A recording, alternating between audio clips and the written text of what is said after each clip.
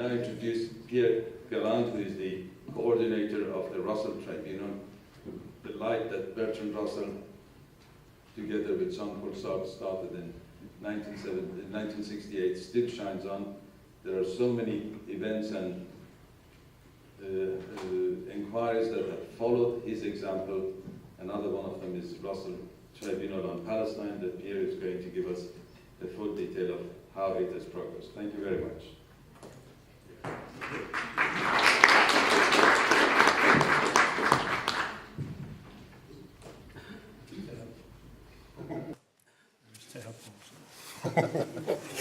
Well, thank you to have invited me, but you will observe very quickly that I don't speak English. So I will speak Frank English, I don't know, and you will try to understand me.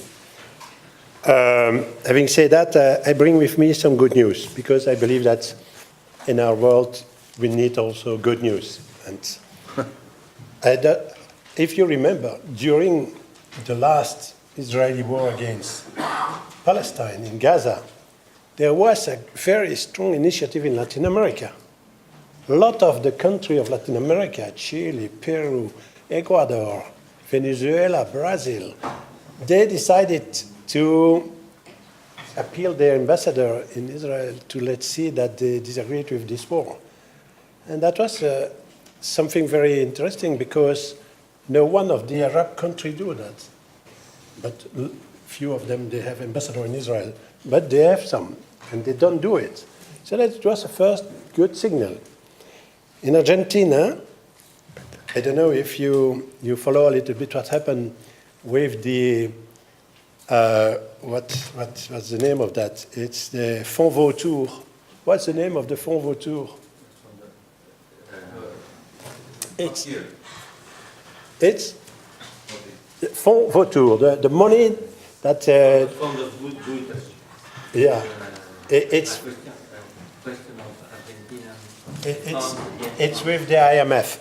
Then they receive loan, and after that this loan are sold on the public market, private market, and a few years later these people are coming with the capacity to force the country to repay their debts, but at the level of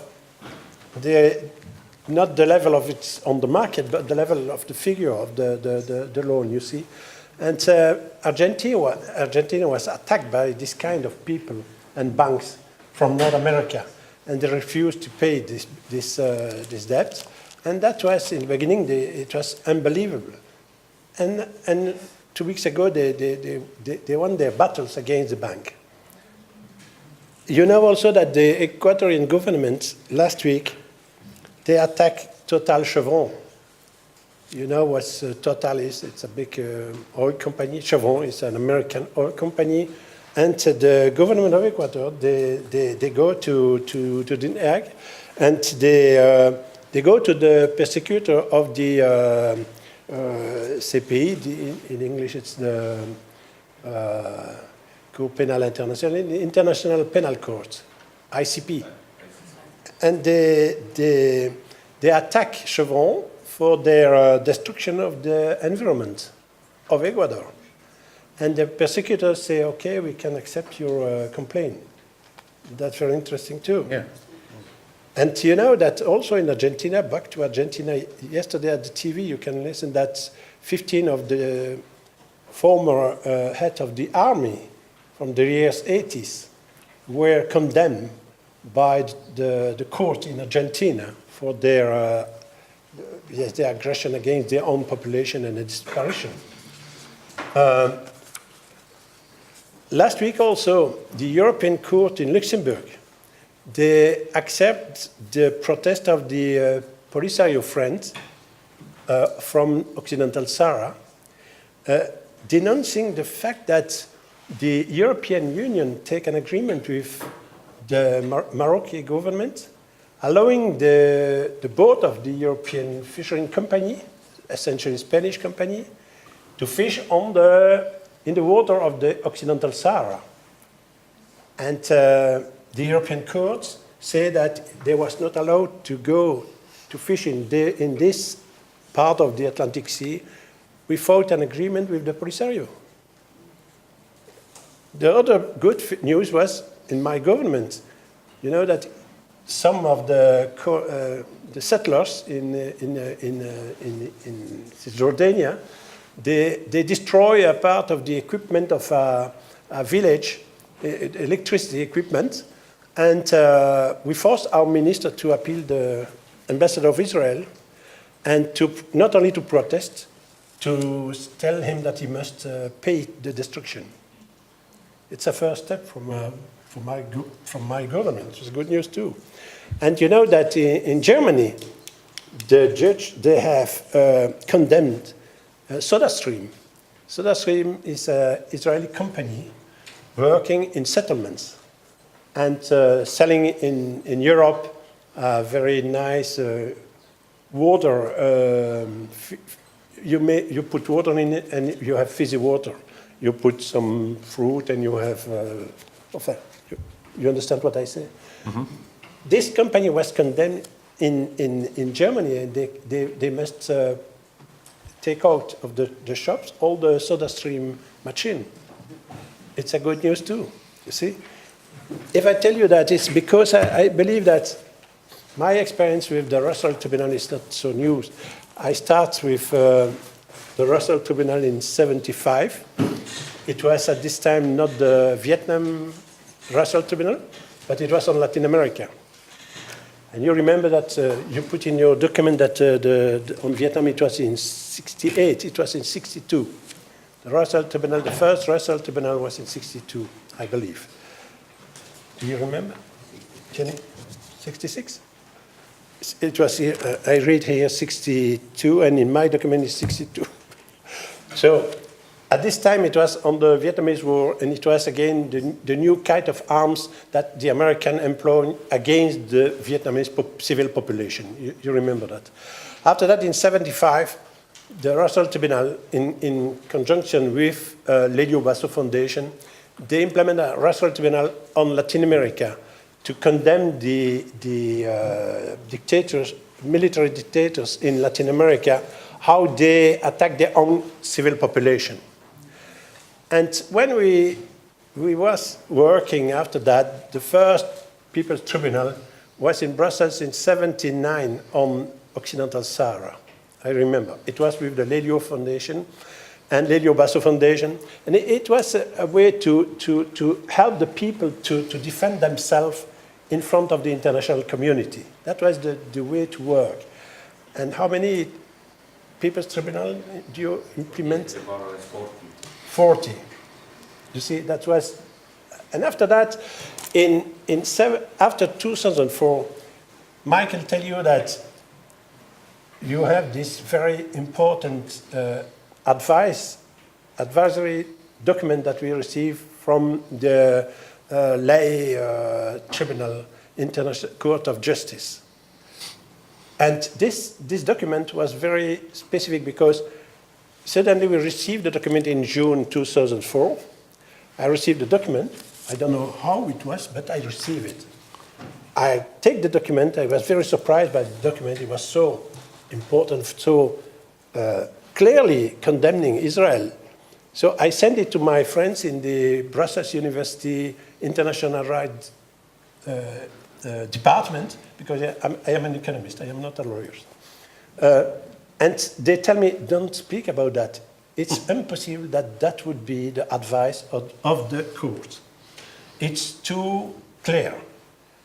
And they tell me, probably it's a kind of document built by militants believing that would be the best document advice that the court can give. And the 4th of July, the document was public. And it was this document. And in between, I don't employ the document because they tell me it's impossible. It was possible. This document, if you don't have read the document, do it. Because the 51st page of the document are only all the violation of the international law by Israel. In 50 pages, they describe everything. They tell everything about Israel and how they are over the law. And 40 of the 15 judges adopt this document. The 15th one was an American, so that he say, I don't disagree with the document, but I cannot vote against my government. So 14 of them, they vote, 1 abstain. And this document went to the UN. And the 17th of July, the UN adopted a resolution in the General Assembly. And in this resolution, they denounced the wall built by Israel in the Palestinian territories, because it was built in the Palestinian territories, not because it was a wall, because it was built in the Palestinian territories. At this time, there was 220 kilometers of the wall. And the UN have done a very good job, because with the satellite, they alert the world about this wall. And after the General Assembly decision, I read it, and in this decision, there was clearly said that the wall must be destroyed, and that the Palestinians must be they must pay indemnization to the Palestinians violated by this wall. And after that, they added something. They appeal all the country to take measure against Israel, so long that Israel don't destroy the wall. And all the European countries vote for this resolution. But at this time, I was a senator. And I was a member of the Belgium delegation in the UN for this assembly. And I was walking in the corridor just after the vote. And just after the vote, I was in the corridor, and the ambassador of France was there with the ambassador of Israel. And the ambassador of France was saying to the ambassador of Israel, don't take care, we have voted, but we will not implement this resolution. That was what I take as message back to my country, and I make some noise in the parliament, but so was it. And after that, it means that Israel was clearly out of law, au-dessus des lois, out of the law. Is it so? Above the law, yeah. Yeah. And after that, you have caste operation. And in between, with Stéphane Hessel, you speak about Stéphane. Stéphane Hessel was a very great French ambassador. And I don't know if you know him, but he was, at the end of his life, he was very engaged, and he speak for the young people. And it was very great what he do. And he was engaged with us in this idea to implement a Russell Tribunal. At this time, somebody that I contact is here, Gianni Tonioni from the People's Tribunal in Rome. And he tell me, if you do something like a Russell Tribunal or like a People's Tribunal, you must all the time have in mind what kind of added value you will bring with your initiative. If it is only to repeat what the UNF say or what the advice of the Court of Justice have said, it's not so interesting. And that's the reason why we believe that it was the way to look how the complicity was done by the international community with Israel. Israel, as a country, it's a little country. It's not bigger than Belgium. And Israel, by itself, cannot do what they do without to be allowed by the European, by the American, and by other countries. And that's the reality. So that was the beginning of all the process, to say we will make this kind of effort to know how we can make added value to condemn the international community, allowing Israel to destroy the Palestinian and the Palestinian country. And we start by the European. We start by to see in Barcelona. But why in Barcelona? Because remember that in Barcelona, Europe have seen the Euro-Mediterranean Agreement. In the Euro-Mediterranean Agreement, you have two main points. It was human rights and democracy. And to build human rights and democracy, they say we will make business between us on these two pillars. They make the business, they forget democracy, and they forget human rights. Okay? And that was what we start to say to the European institution, to the European country. And we asked them to come to Barcelona to discuss with us. And we received a kind letter from Great Britain. They sent us a letter saying, it's very interesting, but we cannot come. We received a letter from the German government saying at the same time, but we cannot come, but send us the conclusion. It was a little better. And we received a very nice letter from Mr. Barroso. And that was interesting because he opened the door. He don't close the door, he said, yes, but you can understand that we cannot not come. We invite also Israel to come. They never come. At each session, we have invited Israel to come and to have the right to deliver the message and to defend themselves, but they never answered. But we received some signal, very interesting signal. Last time that I met the top of the commission in Brussels, it was 15 days ago. 15 days ago, I was in Brussels in the commission, and I meet the top of the different departments having relation with Israel. That means the Middle East and Maghreb country heads and the Palestinian and Israel negotiators heads. And this man suddenly tell me, yes, Pierre, I agree that we don't make what our duty, but today we don't have any means more. And I said, what means that you don't have any means more? Well, till now, we paid all the Fatah employers in Palestine, and now that Israel have destroyed so many parts of Gaza, we don't believe that we can't repay it for all, and we hope that the Arabic country will do it. And I say, but what is this kind of approach that you have? Where is the right of the people to defend themselves in your speech? Where is the accusation against Israel having made this war against Palestine? And they tell me, well, but you know, Israel is a democratic country. Israel is also, I believe that Israel is a very democratic country, and they were not, it was not their intention to destroy so many people in Gaza and to destroy so many houses in Gaza. It's a kind of accident. It's not like the Hamas. The Hamas, they have the intention to destroy Israel and to kill people, but they don't have the means. But that's the truth. That's what the people tell me. They tell me, Pierre, yes, you're right. And you do a good job. Apartheid, I observe that there is apartheid in Israel and in Palestine. But don't speak about genocide.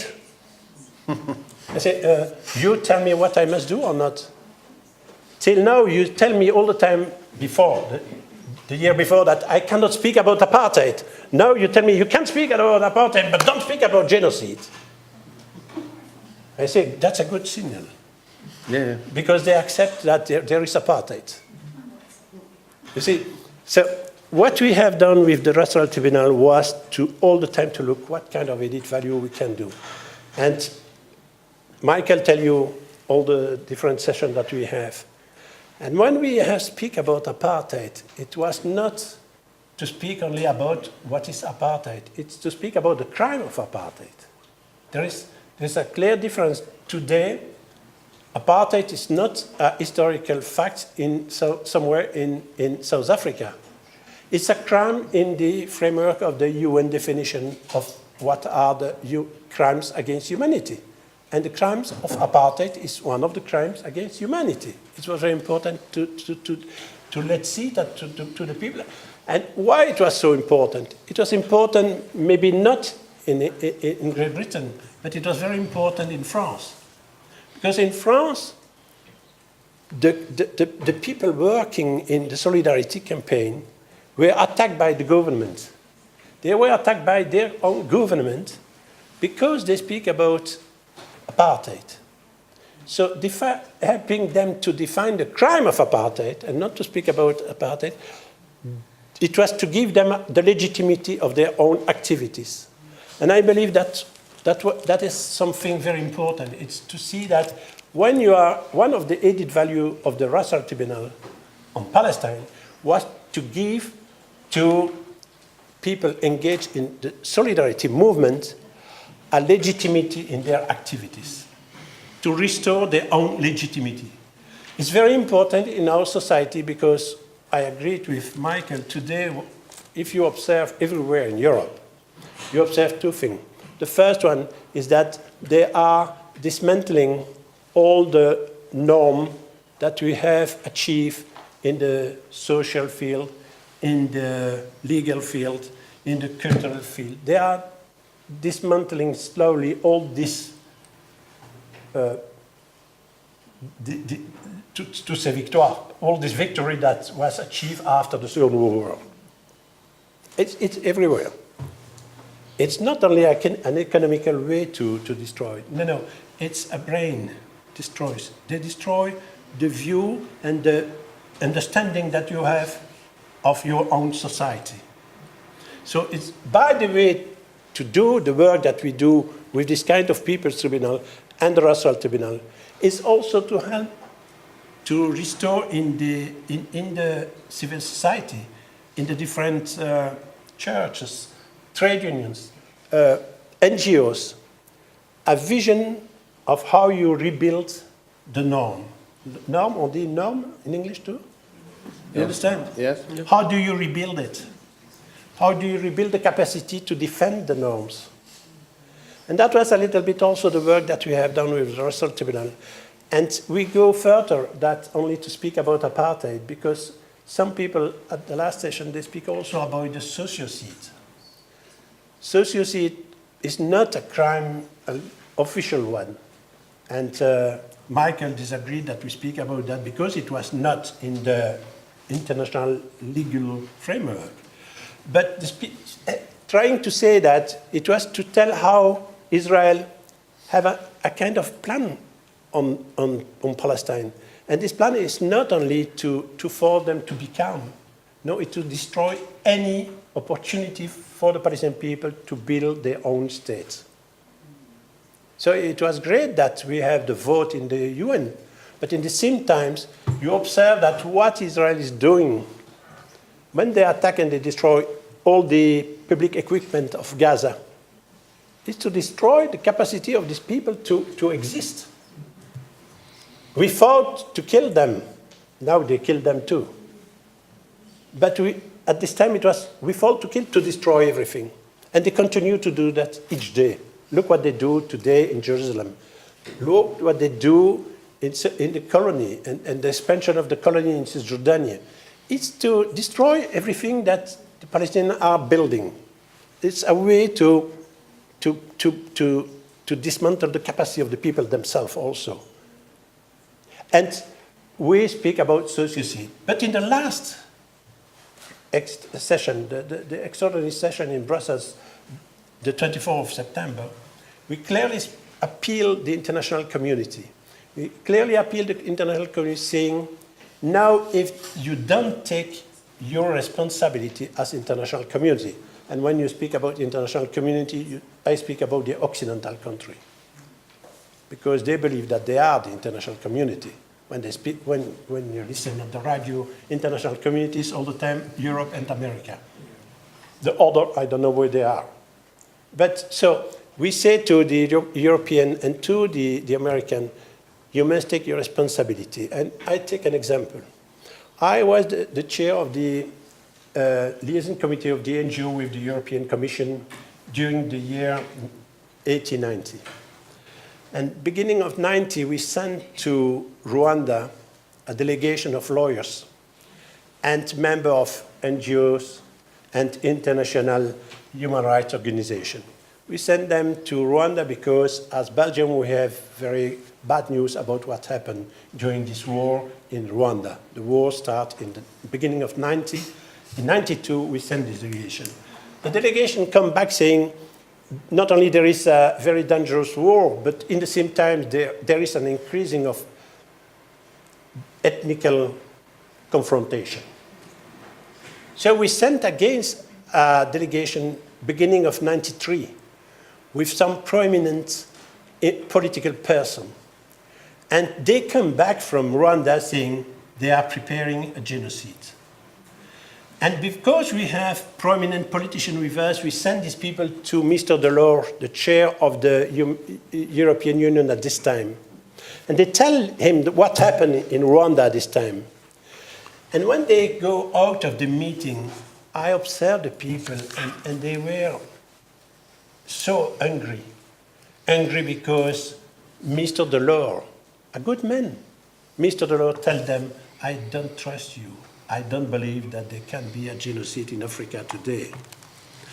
And 1 year later, April 94, there was 1 million people killed in 2 months in Rwanda because of a genocide. And now the message that we are sending after this extraordinary session is that clearly Israel have committed war crimes and crimes against humanity. But in their intention, some of the members of the government, some members of the churches, some members of the media of Israel, they appeal for the destruction of the Palestinians. They appeal for, and they tell that the Arabs are not human peoples. They tell it clearly. And you know that after this war, 93% of the population of Israel was believing that the army don't have make their mission to the end. And they say, you don't fulfill your mission. What was the fulfill their mission? Destroy everything in Gaza? Kill all the people? Today there are 600,000 people displaced.